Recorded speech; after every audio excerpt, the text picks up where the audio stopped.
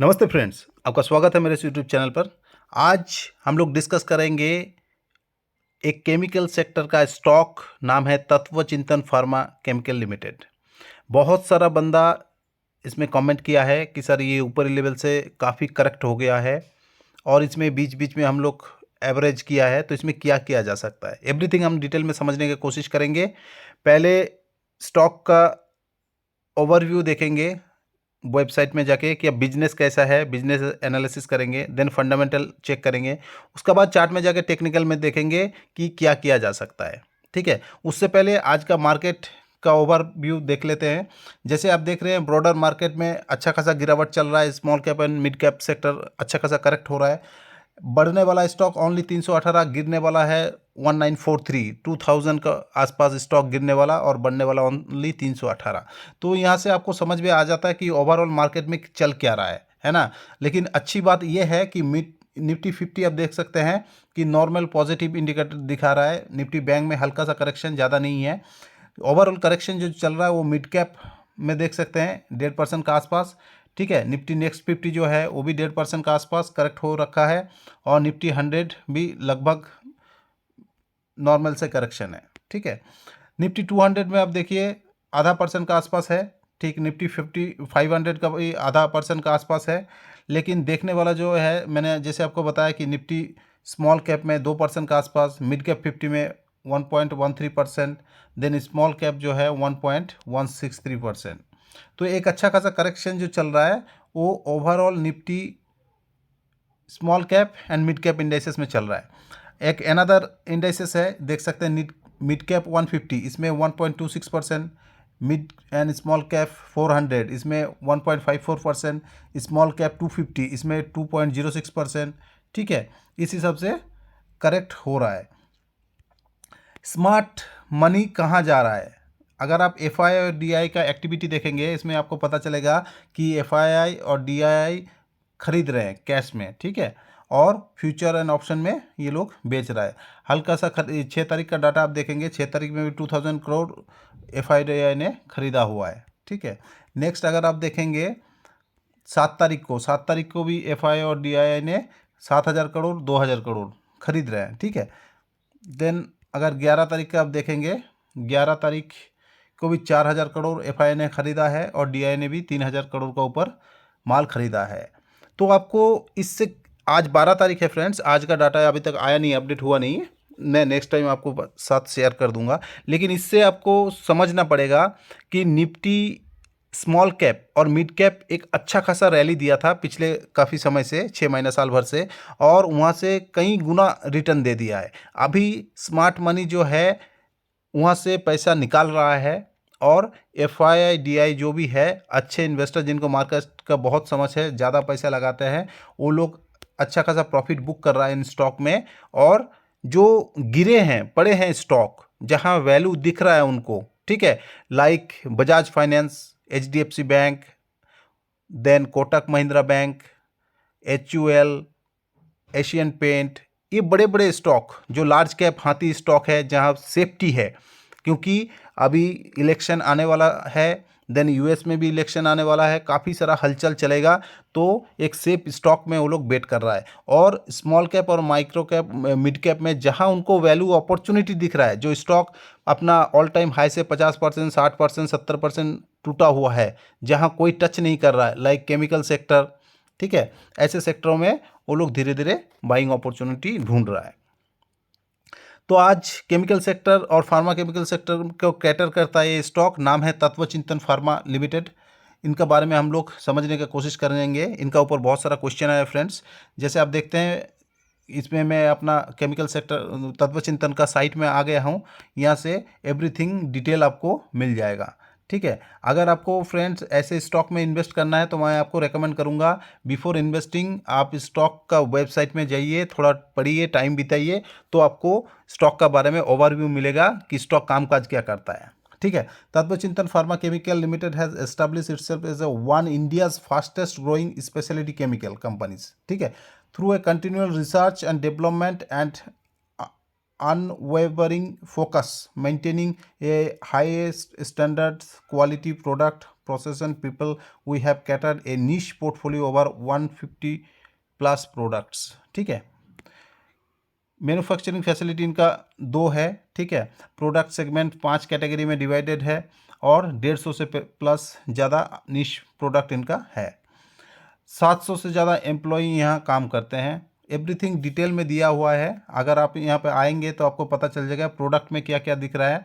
देखिए, phase transfer, catalytic, structural agent, SDA, ESS, PA, ठीक है। एवरीथिंग यहाँ पे डिटेल में लिखा है, अगर आपको समझ में आता है तो आप इस पर पढ़ सकते हैं। अगर आप ओवरऑल इनका स्टॉक का चार्ट पैटर्न देखेंगे कि स्टॉक लिस्ट हुआ था एक अच्छा खासा प्रीमियम में यहाँ पर, देन 3000 तक का रैली दिया। उसका बाद जैसे केमिकल सेक्टर का एक डाउन ट्रेंड चल रहा है और केमिकल सेक्टर पे बहुत सारा न्यूज़ चल रहा है, प्रॉफिट बुकिंग चल रहा है, अर्निंग उस हिसाब से नहीं हो पा रहा है, एवरीथिंग बैड न्यूज़ यहाँ पे फ्लो हो रहा है। इस वजह से स्टॉक 60% का आसपास आपको करेक्ट होते हुए मिल रहा है यहाँ पे, ठीक है। अगर आप ओवरऑल व्यू देखेंगे तत्वचिंतन के बारे में, तो तत्वचिंतन 1996 में इनकॉर्पोरेट हुआ है और जैसे मैंने बताया portfolio of structure, directing agents, phase transfer, catalytic, batteries and pharmaceutical, agrochemical, intermediate speciality chemical में ये कामकाज करता है, ठीक है। लीडिंग केमिकल मैन्युफैक्चरर है, आप देख सकते हैं, पढ़ सकते हैं, SDA में, ठीक है, जो जेलोटिस इन इंडिया में है। प्रोडक्ट पोर्टफोलियो में 154 प्रोडक्ट दिख रहा है।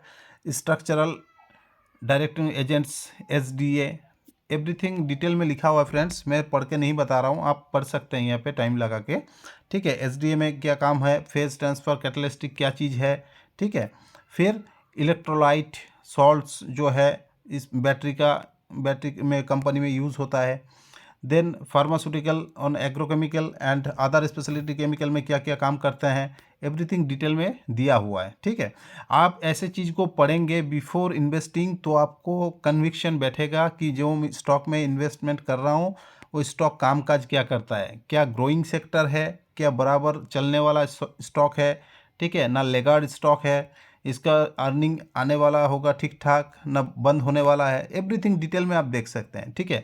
क्लाइंट लिस्ट देख सकते हैं आप, बड़े बड़े कंपनी इनका क्लाइंट लिस्ट है, मार्क, ठीक है, बियर, AG, एशियन पेंट, ठीक है, KFT, लॉरस लैब, SRF, नवीन फ्लोरिन, ठीक है, ओरिएंटल ऑटोमेटिक, अतुल लिमिटेड। तो ये केमिकल सेक्टर का बड़े बड़े कंपनी हैं जो इनका पास सामान लेता है, क्लाइंट है इनका, ठीक है। R&D फैसिलिटीज़ भी ठीक ठाक है इनका, ठीक है। फिर एक्सपेंडिंग मैन्युफैक्चरिंग कैपेबिलिटी, जो मैन्युफैक्चरिंग कैपेबिलिटी है वो भी ये लोग इंक्रीज़ कर रहा है, क्योंकि जितना डिमांड आ रहा है उतना कैटर नहीं कर पा रहा है, ठीक है। अगर स्टॉक का प्राइस आप देखेंगे तो मार्केट कैप देख लीजिए पहले, 2800 करोड़ का, 3000 करोड़ से भी छोटा एक स्मॉल कैप स्टॉक है। करंट प्राइस आपको 1229 के आसपास मिल रहा है। 52 वीक हाई जो है वो 1890 के आसपास है और अभी 1187, 52 वीक लो का आसपास आपको स्टॉक मिल रहा है। स्टॉक का पी थोड़ा ज़्यादा है, ये आप नोट करके चल सकते हैं। ROC या ROE कम है लेकिन ठीक है, जैसे जैसे इन अर्निंग बढ़ेगा ROC ROE ठीक ठाक हो जाएगा। डिमांड स्टॉक का अगर ओवरव्यू आप देखेंगे तो जैसे मैंने बताया कि लिस्ट जब हुआ था तब अच्छा खासा केमिकल सेक्टर का न्यूज़ चल रहा था। देन प्रीमियम वैल्यूएशन में लिस्ट होता है और 3000 तक हाई लगाता है। देन एज पर एक्सपेक्टेशन रिजल्ट नहीं आता है और प्रॉफिट बुकिंग होते होते गिरते गिरते अभी केमिकल सेक्टर का बैड न्यूज़ भी चल रहा है और ये आके 1200 ऊपर ट्रेड कर रहा है, ठीक है। अगर स्टॉक का पी अगर आप देखेंगे, इनका मीडियन पी जो है 67 का आसपास है, लेकिन अभी आपको मीडियन पी के आसपास ही ये काम कर रहा है। जैसे मैंने बताया कि अर्निंग जिस हिसाब से पहले अर्निंग आ रहा था, अभी अर्निंग में ग्रोथ कम है, इस वजह से स्टॉक का पी ऊपर है। जैसे अर्निंग बढ़ जाएगा तो स्टॉक का पी जो है वो एडजस्ट हो जाएगा। प्रोमोटर होल्डिंग आप देख सकते हैं 72% का आसपास है। प्रोमोटर का कन्विक्शन एज इट इज़ है। FI का पास 4.21, DI का पास 13.06 और पब्लिक का पास 10.72%। प्रोमोटर स्टॉक हल्का सा ट्रिम किया है आप बोल सकते हैं, ठीक है, नहीं तो स्टैंड ही 1% से भी कम। लेकिन FI ने अपना स्टॉक बढ़ा दिया है और अकॉर्डिंगली DI ने भी अपना स्टॉक पोजीशन जो है वो बढ़ा लिया है। पब्लिक भी पीछे नहीं है, पब्लिक भी अच्छा खासा बढ़ा लिया है, ठीक है। क्योंकि स्टॉक गिर रहा है। स्टॉक 3000 का हाई लगा था, उसके बाद गिरते गिरते गिरते गिरते अभी 1200 में आया है। जब भी 500 400 रुपया डाउन हुआ है तब भी स्टॉक एवरेज किया है, गिरेगा तो और कितना गिरेगा। इस हिसाब से पब्लिक बहुत ज़्यादा इन्वेस्ट इसमें कर दिया है। चलिए इसका रिजल्ट हम सेल्स देख लेते पहले। दिसंबर 2021 में 100 करोड़ का आसपास सेल था, दिसंबर 2022 में 120 करोड़, देन दिसंबर 2023 में 84 करोड़। तो यहाँ पे आपको क्लियरली दिख रहा है कि सेल्स में अच्छा खासा गिरावट आया है ना। ऑपरेटिंग प्रॉफिट मार्जिन जहां स्टॉक 22% में काम कर रहा था, अभी 13% में आ गया, तो प्रॉफिट मार्जिन में भी प्रेशर आपको दिख रहा है। नेट प्रॉफिट अगर आप देखेंगे तो नेट प्रॉफिट जहां 22 करोड़ कमा रहा था, अभी कंपनी 3 करोड़ पे आ गया है। तो यहाँ से पता चलता है कि स्टॉक में एक अच्छा खासा प्रेशर है। स्टॉक ओनली इस स्टॉक में ही नहीं है, पूरा केमिकल इंडस्ट्री में ही प्रेशर है, इस जिस वजह से अच्छा बड़े बड़े कंपनियों भी अपने आप को संभाल नहीं पा रहा। ये तो एक छोटा सा स्मॉल कैप कंपनी है, टिके हुए हैं, अभी भी ग्रोथ पॉजिटिव है, ये ठीक लग रहा है, बाकी नेगेटिव कुछ है नहीं। जैसे इंडस्ट्री रिकवर करेगा ये स्टॉक भी शार्प रिकवर करेगा, ठीक है। ईयरली अगर सेल्स देखेंगे इनका 206, 263, 300, 434, 424, तो ईयरली का हिसाब से इंक्रीजिंग वे में है, ऐसा कोई सच डरने वाला काम नहीं है। 23, 34, 55, 109, 61, 59, ठीक है। अच्छा खासा ग्रोथ चल रहा था 2022 तक, लेकिन 2022 से गिरावट दिख रहा है आपको, ठीक है। देन अगर आप ईपीएस देखेंगे 15, 25, 47, 26, 43, अभी 20 और 16 में आ गया, ठीक है। तो अभी हल्का सा डाउन ट्रेंड आपको दिख रहा है। कंपाउंड एंड सेल्स ग्रोथ 5 साल में 26%, अभी भी ठीक है, ठाक है। 5 साल में प्रॉफिट ग्रोथ 32%, ये भी कुछ खास खराब नहीं है। 5 साल में 32% का CAGR आपको दे रहा है, ठीक है। स्टॉक पर इस CAGR कुछ है नहीं है, नेगेटिव में दिख रहा है क्योंकि ज़्यादा दिन लिस्ट हुआ नहीं है। रिटर्न ऑन इक्विटी 23 एंड 21%, ये भी ठीक ठाक ही है, ज़्यादा कुछ ख़राब नहीं है। अगर आप इनका रेवेन्यू एंड प्रॉफिट देखेंगे तो जैसे बता रहा है 2020 में 37 करोड़ के आसपास प्रॉफिट कर रहा था, देन 52 करोड़, देन 95 करोड़, अभी 2023 में और ज़्यादा गिर के आया है 45 करोड़। तो प्रेशर जैसे मैंने बताया कि पूरा इंडस्ट्री में प्रेशर है, इस वजह से इनमें भी प्रेशर है। की हाईलाइट आप देख सकते हैं कि नेट सेल्स जो है इनमें भी इनका गिरावट है। क्वार्टरली नेट प्रॉफिट जो है ये भी डाउन है, ठीक है। ईबिटा जो स्टैंड करता है दिसंबर 2000 के हिसाब से, ये भी डाउन में है, ठीक है। ईपीएस में भी एक डाउन है। तो बिफोर इन्वेस्टिंग आपको सब कुछ ये समझ के काम करना चाहिए, ठीक है। अगर आप एक पॉजिटिव ये बात है कि अभी भी जो ब्रोकर है अभी भी पॉजिटिव वे में इनका टारगेट दिए जा रहा है, ठीक है। देखिए इनका 2000 तक टारगेट दे रहा है आईसीआईसीआई सिक्योरिटी, केआर चौकसी 2500 ऊपर टारगेट दे रहा है, और केआर चौकसी 2548 तक अभी टारगेट दे रहा है। इसमें कोई अभी इन्होंने बाय एंड एक्यूमुलेट वाला टारगेट चल रहा है, कोई भी सेल्स नहीं दे रहा है, ठीक है। तो अगर इसको ओवरलुक आप देखेंगे मंथली चार्ट में, तो एक लिस्ट होने के बाद एक अच्छा खासा रैली इन्होंने दिया था और लाइफ टाइम हाई दिया था 3000 का आसपास। उसके बाद हल्का सा कंसोलिडेशन, देन गिरावट, देन हल्का सा कंसोलिडेशन, देन गिरावट, देन हल्का सा कंसोलिडेशन, देन गिरावट, ठीक है। तो स्टॉक अभी 1200 के आसपास जैसे काम कर रहा है, तो एक साइकोलॉजिकल लेवल होगा 1200 का अगर तोड़ देता है तो स्टॉक 1100 तक भी आ सकता है, और इवन जो 1000 है इसको भी टेस्ट कर सकता है, ठीक है। तो कोई बड़ी बात नहीं, ये आपको समझना चाहिए। लेकिन स्टॉक जैसे मैंने दिखाया कि ऑल टाइम हाई से 60% गिर चुका है, लेकिन गिरेगा तो भी कितना गिरेगा, है ना, 1000 तक आ सकता है। तो 200 रुपया तक आप मान के चलिए कि इसमें गिरावट का गुंजाइश है। प्रॉफिट का गुंजाइश अनलिमिटेड है फ्रेंड यहाँ पे। क्यों? क्योंकि शॉर्ट टर्म में इसको लगभग 1500 रुपया तक जाना है। जैसे एक बार चलना चालू करेगा, केमिकल सेक्टर का स्टॉक चलेगा, तो 1500 लेवल इमीडिएट टारगेट दिखाएगा आपको, और बाकी आप इसको 2 साल, 3 साल, 5 साल तक होल्ड करेंगे तो आपको 2x 3x तक भी ये रिटर्न दे सकता है। क्योंकि ऊपर से ये गिर रहा है, ऊपर ये जाएगा, इसका बिजनेस इंटैक्ट है, हर जगह बिजनेस फैला हुआ है, बिजनेस में कोई प्रॉब्लम नहीं है। अभी सेल्स में प्रॉब्लम है। वीकली ट्रेंड देखेंगे तो वीकली ट्रेंड भी देखेंगे आप, जो ये 50 DM है, इसको रेजिस्टेंस लेके ये काफ़ी समय से गिर रहा है, बार बार अटेम्प्ट कर रहा है और फेल्यूर हो जा रहा है, ठीक है। तो अभी टेक्निकल आप बोल सकते हैं वीक है, टेक्निकल अभी पॉजिटिव नहीं है। जब भी टेक्निकल पॉजिटिव होगा, ये शॉर्ट टर्म में देखिए डे चार्ट में ये जो 20 DA में है, 20 DA में कोई सपोर्ट ले रहा था पहले यहाँ पे, वहाँ तोड़ के नीचे आया, तो इसको रेजिस्टेंस अभी मान रहा है। एक बार देन 2 बार, देन 3 बार, देन ये चौथा बार इसने अटेम्प्ट किया है। एक बार 20 डे को रिक्लेम कर लेगा तो 50 डे इसका बच जाएगा रेजिस्टेंस। अगर इसको भी क्लेम कर लेगा तो 200 तक पहुंच जाएगा। उसका ऊपर चला गया तो स्टॉक पॉजिटिव आप मान सकते हैं और अपना अकॉर्डिंग आप डिसीजन लेके काम कर सकते हैं।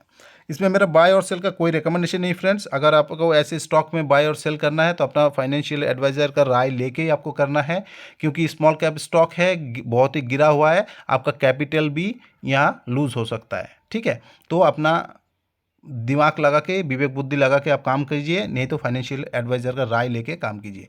लेकिन ऐसे स्टॉक में अगर आप पोजीशन बनाते हैं तो पॉजिटिव ये है कि ऑलरेडी स्टॉक बहुत सारा करेक्ट हो रखा है, ज़्यादा गिरने का गुंजाइश नहीं है, गुंजाइश कम है गिरने का, बढ़ने का, प्रॉफिट होने का गुंजाइश ज़्यादा है। ठीक है, तो जैसे मैं आपको बताया कि एक साइकोलॉजिकल लेवल है अभी 1200 लेवल, इसको अगर तोड़ देता है स्टॉक तो ये 1100 तक भी जाएगा और 1000 तक भी जाएगा। ठीक है, गिरने का पॉसिबिलिटी इतना है और बढ़ना स्काई इज़ लिमिट। पहले फर्स्ट टारगेट 1500, देन 1800, देन 2000 तक भी ये जाएगा अगर 2 साल 3 साल तक आप होल्ड करेंगे तो। ठीक है, तो ये था फ्रेंड तत्व चिंतन के बारे में एनालिसिस। अगर आपको ये वीडियो अच्छा लगा तो लाइक कीजिए, शेयर एंड सब्सक्राइब कीजिए। आपका भी कोई स्टॉक है जिसमें आपको रिसर्च चाहिए, क्या करना है क्या नहीं करना है समझना है, तो आप नीचे मेरे को कमेंट कर सकते हैं, उसका ऊपर भी जल्दी वीडियो लाने की कोशिश करूँगा। इसमें एक चीज़ और है कि इसमें अभी कोई स्विंग ट्रेडिंग अपॉर्चुनिटी है नहीं। लॉन्ग टर्म इन्वेस्टर अगर आप ऊपरी लेवल से ले रखे हैं, फंसे महसूस कर रहे हैं, तो हल्का सा बाय ऑन डिप करके, एवरेज करके आप अपना प्राइस को कम कर सकते हैं। ठीक है, और फ्रेश इन्वेस्टमेंट का कोई ज़रूरत नहीं है। फ्रेश इन्वेस्टमेंट के लिए बहुत सारा अच्छा स्टॉक है। ठीक है, mid cap stock, large cap stock, बहुत अच्छा स्टॉक है। उसका बारे में आपको जानकारी चाहिए तो नीचे कमेंट कर सकते हैं, उसका ऊपर मैं आपको वीडियो बना के समझाने की कोशिश करूँगा। तो thank you friends, have a nice day.